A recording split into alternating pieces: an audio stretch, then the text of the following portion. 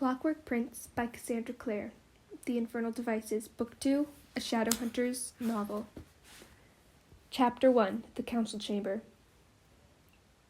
Above the fair hall ceiling, stately set, many an arch high up did lift, and angels rising and descending met with interchange of gift.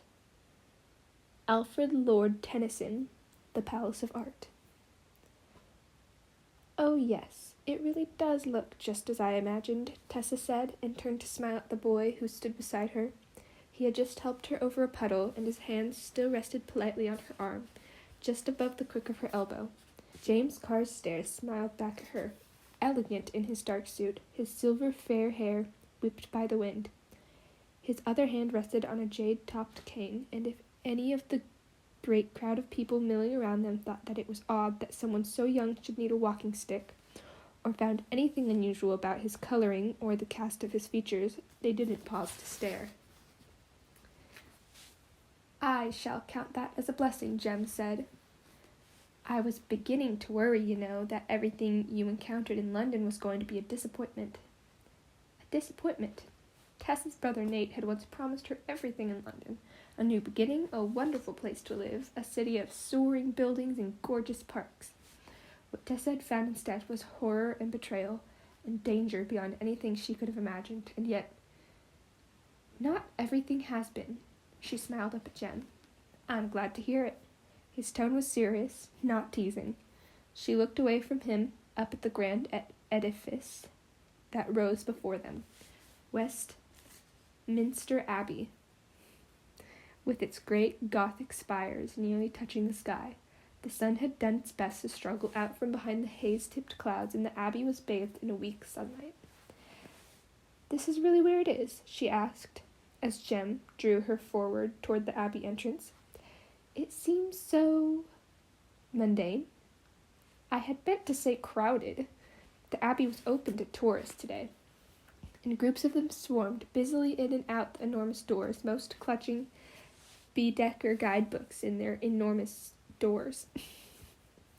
Most clutching Baedeker guidebooks in their hands. A group of American tourists, middle-aged women in unfashionable clothes, murmuring in accents that made Tessa briefly homesick, passed them as they went up the stairs, hurrying after a lecturer who was offering a guided tour of the abbey. Jem and Tessa melted in effortlessly behind them. The inside of the abbey smelled of cold stone and metal. Tessa looked up and around, marveling at the size of the place. It made the institute look like a village church. "Notice the triple division of the nave," a guide droned, going on to explain that smaller chapels lined the eastern and western aisles of the abbey. There was a hush over the place, even though no services were going on. As Tessa let Jem lead her towards the eastern side of the church, she realized she was stepping over stones carved with dates and names. She had known that famous kings, queens, soldiers, and poets were buried in Westminster Abbey, but she hadn't quite expected she'd be standing on top of them. She and Jem slowed finally at the southeastern corner of the church. Watery daylight poured through the rose window overhead. "I know we are in a hurry to get to the council meeting," said Jem, "but I wanted you to see this." He gestured around them. Poets' Corner. Tessa had read of the place, of course, where the great writers of England were buried.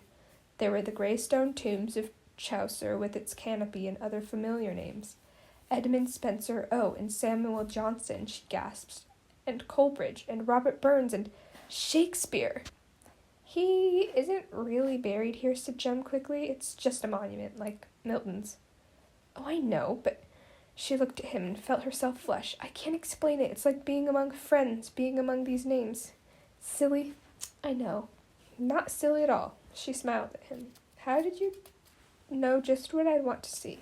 "How could I not?" he said. "When I think of you and you are not there, I see you in my mind's eye, always with a book in your hand." He looked away from her as he said it, but not before she caught the slight flush on his cheekbones. He was so pale, he could never hide even the least blush. She thought and was surprised how affectionate the thought was. She had become very fond of Jem over the past fortnight. Will had been studiously avoiding her. Charlotte and Henry were caught up in an issue of the Clave and Council and the running of the Institute, and even Jessamine seemed preoccupied. But Jem was always there. He seemed to take his role as her guide to London seriously. They had been to Hyde Park and Kew Gardens, the National Gallery and the British Museum, the Towers of London and Trader's Gate. They had gone to see the cows being milked in St. James's Park, and the fruits and vegetables sellers hawking their waters in Covent Garden. They had watched the boats sailing on the sun-sparked Thames from the embankment and had eaten things called doorstops, which sounded horrible but turned out to be butter, sugar, and bread. And as the day went on, Tessa felt herself unfolding slowly out of her quiet, huddled unhappiness over Nate and Will and the loss of her old life, like a flower climbing out of a frozen ground. She had even found herself laughing, and she had Jem to thank for it. "You are a good friend," she exclaimed. And when to her surprise he said nothing to that, she said, "At least, I hope we're good friends. You do think so too, don't you, Jem?" He turned to look at her, but before he could reply, a sepulchral voice spoke out of the shadows.